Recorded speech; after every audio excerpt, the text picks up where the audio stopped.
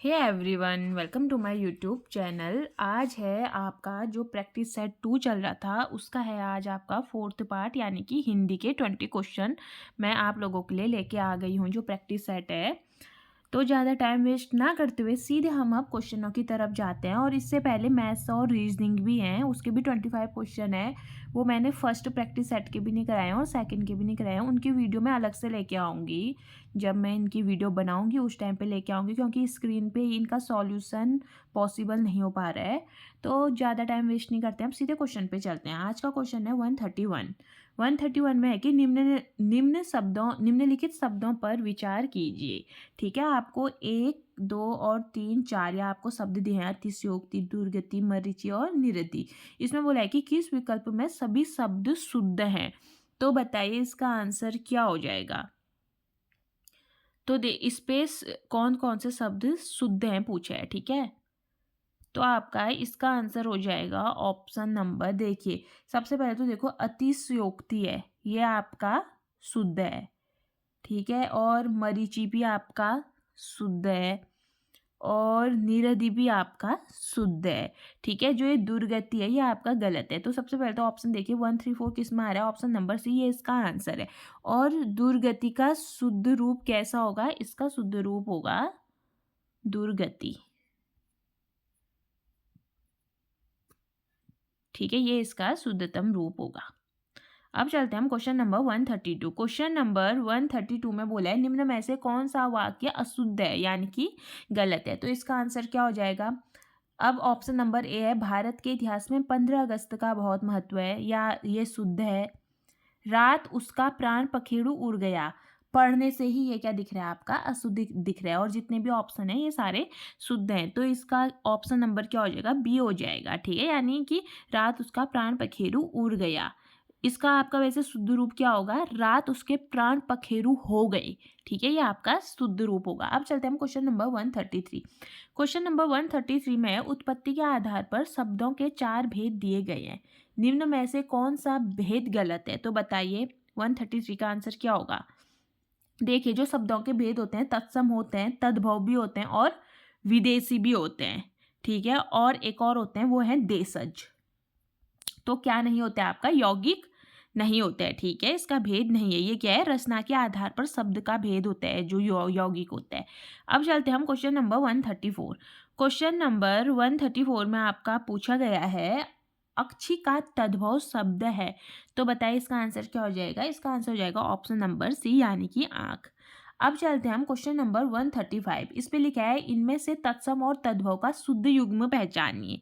तो बताइए 135 का आंसर क्या हो जाएगा, शुद्ध मिष्ट मतलब क्या होता है, मीठा होता है, ये आपका शुद्ध है। ठीक है, अब यहाँ पर को आप लोग देख लीजिए, यहाँ पर को लिखा हुआ है श्रेष्ठ और सेठ नहीं होते हैं, श्रेष्ठी और सेठ होते हैं, श्रेष्ठ ही होते हैं। ठीक है, और यहाँ पर को भी अरहट और रहट लिख रखा है। ठीक है, पर ये अरघट और रहट होता है, अरघट होता है। ठीक हो गया, तो आप लोग यहाँ पर को देख सकते हैं। और इस पे ऑप्शन नंबर डी में मिष्ट और मीठा, यानी कि मिष्ट मिष्ट नहीं होता है, मिष्ट होता है, मिष्ट टॉ होता है। ठीक है, मिष्ट और मीठा ये भी रॉन्ग है, यानी कि गलत ये भी है, ये भी गलत है, ये भी ये राइट है, सी राइट है, और श्रेष्ठ और सेठ ये भी रॉन्ग है। तो बताइए इसमें पूछा है कि 135 में कौन सा तत्सम तद्भव का शुद्ध युग्म है। तो इसका आंसर क्या हो जाएगा, ऑप्शन नंबर सी कंकति और कंगी, ये शुद्ध रूप है। ठीक है, तो मेरा पहले बोलते टाइम गलती हो रखी है, तो इसका आंसर क्या हो जाएगा, ऑप्शन नंबर सी होगा कंकति और कंगी। यानी कि मैंने श्रेष्ठ और सेठ का बता दिया, श्रेष्ठ नहीं होता है, श्रेष्ठ ही होता है, इसमें ई की मात्रा होती है। ठीक है, और अर हट नहीं होता है, ये क्या होता है, अर घट्ट होता है, अर घ ये होता है, और फिर रहट होता है। ठीक है, और ये मिष्ट में ठौ नहीं होता है, मिष्ट होता है, टॉ होता है। ठीक है, अब चलते हैं हम क्वेश्चन नंबर 36। क्वेश्चन नंबर 36 में पूछा है कि निम्न विलोमार्थी शब्द युग्मों में असंगत है। तो बताइए असंगत इसमें क्या है। तो 136 का आपका आंसर हो जाएगा, इस पे असंगत क्या है, इसका है ऑप्शन नंबर बी, यानी कि अवनति और पतन, यानी और सारे संगत है, ए सी और डी संगत है, लेकिन इसका आंसर हो जाएगा अवनति और पतन, ये असंगत है। ठीक है, तो इसका संगत युग्म क्या होगा, इसका संगत युग्म होगा अवनति, तो ठीक है, और उन्नति होगा, पतन नहीं होगा, उन्नति होगा। ठीक है, उन्नति। अब चलते हैं हम क्वेश्चन नंबर 137। क्वेश्चन नंबर 137 में पूछा है आवर्तक का विपरीतार्थक शब्द है, तो बताइए इसका क्या आंसर होगा। 137 का आंसर हो जाएगा ऑप्शन नंबर बी। आवर्तक का क्या होता है, अनावर्तक होता है। ठीक है, विपरीतार्थक शब्द क्या होता है, अनावर्तक होता है। अब इसमें और भी दे रखे हैं, उनको भी डिस्कस कर लेते हैं। इसका आंसर ऑप्शन नंबर बी है। अब चलते हैं हम इसके और क्वेश्चन और ऑप्शनों को भी डिस्कस कर लेते हैं। जो प्रवर्तक है, ये प्रवर्तक लिखा है, इसका विपरीतार्थक होगा अपवर्तक होगा। ठीक है, और आवृत का क्या हो जाएगा, अनावृत हो जाएगा। और प्रकर्षक, प्रकर्षक का ये मुझे ध्यान नहीं है, तो अब चलते हैं नेक्स्ट क्वेश्चन पे। ये आप देख लीजिएगा कि प्रकर्षक का क्या होता है। ठीक है, और 137 का आपका आंसर है ऑप्शन नंबर बी, यानी कि आवर्तक का क्या होता है, अनावर्तक होता है। अब चलते हैं हम क्वेश्चन नंबर 138। क्वेश्चन नंबर 138 में पूछा है कि अपर्णा शब्द का पर्यायवाची है, तो बताइए अपर्णा शब्द का पर्यायवाची क्या है। तो इसका आंसर हो जाएगा ऑप्शन नंबर डी, यानी कि पार्वती है। ठीक है, अपर्णा शब्द का पर्यायवाची पार्वती होता है।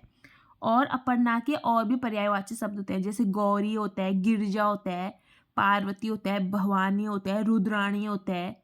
ठीक है, ये सब किसके हैं, पार्वती के हैं। और भी आप लोगों को इस पे और भी ऑप्शन दिए हैं, जैसे स्त्री, स्त्री के पर्यायवाची क्या होते हैं, स्त्री होता है, वनिता होता है, कांता, रमणी, नारी, अबला, नहीं कहते हैं अबला नारी, वही चीज। और आराधना भी ऑप्शन में दिया हुआ है, तो इसका क्या होता है, आराधना मतलब प्रार्थना, पूजा, अर्चना। और देवांगना भी आपका ये इस पे दिया हुआ है ऑप्शन पे, तो इसका पर्यायवाची होता है मेनका, देवबाला, अप्सरा, ये सब। ठीक है, तो 138 का आंसर है आपका ऑप्शन नंबर डी, पार्वती, यानी कि अपर्णा किसका पर्यायवाची, अपर्णा का शब्द का पर्यायवाची है पार्वती। अब चलते हैं 139।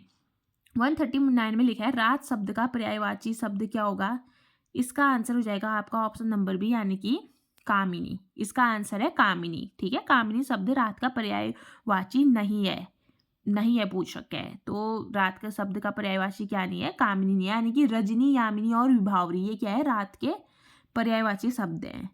ठीक है, अब चलते हैं हम क्वेश्चन नंबर 40 पे। और हाँ, ये भी ध्यान पे रख लेना, जो कामिनी है ये पर्याय किसका पर्यायवाची शब्द है, इसके पर्यायवाची नारी होता है, स्त्री होता है, रमणी होता है, वामा होता है। ठीक है, जो कामिनी दिया है इसका पर्याय, क्योंकि ये रात का पर्यायवाची शब्द नहीं है, तो कामिनी के पर्यायवाची शब्द नारी हो जाएंगे, स्त्री हो जाएंगे। ठीक है, अब चलते हैं हम क्वेश्चन नंबर 140। क्वेश्चन नंबर 140 में पूछा है जो मुकदमा दायर करता है वाक्यांश के लिए इनमें से सही शब्द क्या है, तो इसका आंसर हो जाएगा ऑप्शन नंबर डी, वादी। ठीक है, जो मुकदमे को दायर करता है वाक्यांश के लिए एक शब्द क्या होता है, वादी होता है। ठीक है, और भी कुछ इम्पोर्टेंट आपके वाक्यांश हैं, ये भी सुन लीजिए। जो सबसे पहले गिना जाने वाला क्या होता है, अग्रगण्य होता है, जो सबसे पहले गिना जाता है अग्रगण्य। ठीक है, और जो इंद्रियों का विषय न हो वो क्या होता है, जो इंद्रियों का विषय न हो, अगोचर। और जिस पर मुकदमा चल रहा हो, जिस पे मुकदमा चल रहा हो उसे अभियुक्त बोलते हैं, अभियुक्त, जिस पे चल रहा होता है। ठीक है, तो आपका 140 का आंसर क्या हो जाएगा, ऑप्शन नंबर डी, वादी। अब चलते हैं हम क्वेश्चन नंबर 141। क्वेश्चन नंबर 141 में बोला गया है कि जो कहा न जा सके इस वाक्यांश के लिए सही शब्द कौन सा है, तो इसका आंसर हो जाएगा आपका ऑप्शन नंबर डी, अकथनीय। ठीक है, यानी कि जो कहा न जा सके उसे अकथनीय बोलते हैं। और जिस पर विश्वास न किया जा सके उसे अविश्वसनीय बोलते हैं। और जिसका अंत न हो उसे अनंत बोलते हैं। और दूसरे के मन की बात जानने वाला होता है अंतर्यामी होता है। ठीक है, तो ये और भी इम्पोर्टेंट आप देख सकते हो। ये सब सिलेबस के अकॉर्डिंग ही आप लोगों के क्वेश्चन आ रहे हैं। आपके सिलेबस में आप लोग चेक कर लेना, वाक्यांश के लिए एक शब्द है और पर्यायवाची शब्द है, तत्सम तद्भव है हिंदी में, उसी के अकॉर्डिंग ये आपकी सीरीज चल रही है, ठीक है। जो प्रवक्ता की आपकी प्रिपरेशन हो रही है उसी के अकॉर्डिंग ये आपकी सीरीज है। अब चलते हैं क्वेश्चन नंबर 142। इसमें बोला है कि निम्न में नि उपसर्ग का प्रयोग किस शब्द में हुआ है, तो बताइए इसका आंसर क्या होगा। इसका आंसर होगा निगम, ठीक है, यानी कि 142 का हो जाएगा ऑप्शन नंबर डी, क्योंकि नि उपसर्ग का प्रयोग किसमें हुआ है, निगम में हुआ है। और उपसर्ग क्या होते हैं, वे शब्दांश जो किसी शब्द के आरंभ में लगाकर उनके अर्थ में विशेषता ला देते हैं, उनके अर्थ को बदल देते हैं, वो उपसर्ग कहलाते हैं, ठीक है। 142 का आंसर आपका हो जाएगा ऑप्शन नंबर डी। अब चलते हैं क्वेश्चन नंबर 143। इस पे है कि दिए गए शब्द का प्रत्यय ज्ञात कीजिए, चिल्लाहट, तो इसका आंसर क्या हो जाएगा, ऑप्शन नंबर डी, आहट, ठीक है। यानी चिल्लाहट शब्द में प्रत्यय क्या है, आहट है। चिल्ला क्या है, मूल शब्द है, और चिल्लाहट का अर्थ क्या होता है, शोरगुल हो गया, हल्ला गुल्ला, ठीक है। और इस पे जो ये प्रत्यय आहट में कौन सा प्रत्यय लगा है, कृत प्रत्यय लगा है, ये भी ध्यान में रखना। और जो चिल्ला चिल्ला बोल रहे हैं उस पे क्या लिखा है, कृदंत शब्द है, कृदंत शब्द लगा है, ठीक है। अब चलते हैं हम क्वेश्चन नंबर 144। क्वेश्चन नंबर 144 में आपका है यथोचित किस समास का उदाहरण है, तो बताइए ये किस समास का उदाहरण है 144। इसका आंसर हो जाएगा आपका ऑप्शन नंबर बी, अवयवी भाव समास क्या है, यथोचित, ठीक है। यानी कि इस समास का पहला पद क्या होता है, प्रधान होता है, और समस्त पद वाक्य में क्रिया विशेषण का काम करते हैं, और इसका पूर्व पद अव्यय होता है। जैसे इसके उदाहरण क्या होते हैं, अव्ययी भाव के यथामति, आजन्म, प्रतिदिन, यथावत, प्रतिमाह, प्रतिदिन, ये सब किसके हैं, अव्ययी भाव समास के ही एक उदाहरण है, क्योंकि इस पे क्या है, इसका जो पहला पद है वो प्रधान है, ठीक है, और समस्त पद क्या है, वाक्य में क्रिया विशेषण का काम कर रहे हैं, कुछ ना कुछ विशेषता उनकी बताई जा रही है। अब चलते हैं क्वेश्चन नंबर 145। इसमें लिखा है कि पुत्र शोक में कौन सा समाज है, तो 145 का आंसर क्या हो जाएगा, ऑप्शन नंबर डी, तत्पुरुष समास, पुत्र शोक में, ठीक है। तत्पुरुष समास में उत्तर पद की प्रधानता होती है, ठीक है। जैसे पुत्र शोक, पुत्र के लिए शोक हो गया, तो इस पे कौन सा आ गया, तत्पुरुष समास आ गया, यानी कि 145 का ऑप्शन नंबर डी। अब चलते हैं हम क्वेश्चन नंबर 146। क्वेश्चन नंबर 146 में निम्न में से संधि का कौन सा युग्म गलत है पूछा है। गलत की बात करिए तो 146 का आंसर क्या हो जाएगा, ऑप्शन नंबर सी, श्रद्धानंद, श्रद्ध धन आनंद, ये क्या है, ये गलत है, ठीक है, इसमें ये गलत है। और इसका शुद्ध क्या होता है, श्रद्ध नहीं होता है, श्रद्धा होता है, आ की मात्रा लग जाती है, धन आनंद होता है, ठीक है। और ये कौन सा स्वर है, ये दीर्घ स्वर संधि का भी उदाहरण है।